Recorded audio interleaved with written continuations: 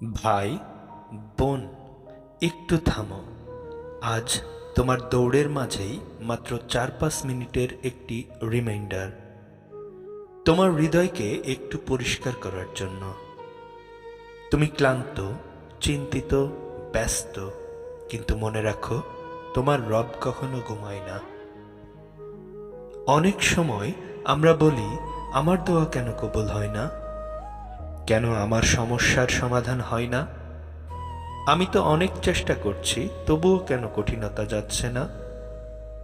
কিন্তু আজ এক সত্য শোনো, আল্লাহ দেরি করেন কিন্তু অবহেলা করেন না। তিনি তোমার দোয়া প্রত্যাখ্যান করেন না, তিনি শুধু সঠিক সময়ের অপেক্ষা করেন। কুরআনে আল্লাহ তাআলা বলেন, তোমরা আমাকে ডাকো, আমি সাড়া দেব।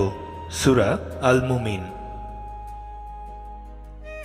আজ তুমি যে অবস্থায় আছো, কষ্ট, টেনশন, হতাশা বা সংগ্রাম, এটা কোনো দুর্ঘটনা নয়, এটা তোমার ঈমানের পরীক্ষা।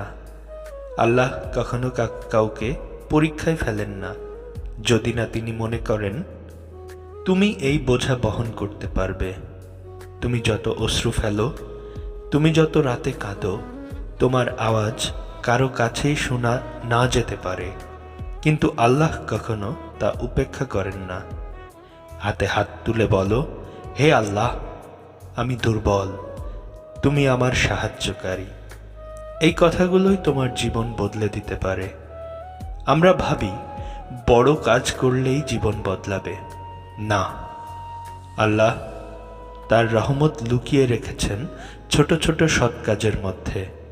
কারোর মুখে হাসি ফোটানো, মুসিবতে ধৈর্য ধরা, কারো দুঃখ শুনে পাশে দাঁড়ানো, গোপনে দান করা, একটা আস্তাগফিরুল্লাহ বলা। কখন কোন ছোট কাজের বরকতে আল্লাহ তোমার জীবনের বড় দুয়ার খুলে দেন, তা তুমি জানো না। অপেক্ষা করো, আল্লাহর কাছে বিলম্ব মানে প্রত্যাখ্যান নয়। কখনো তুমি দোয়া করো, আল্লাহ বলে, আমি আরও ভালো সময়ের অপেক্ষা করছি।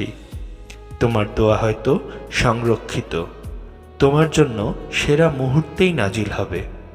এটাই তাওয়াক্কুল।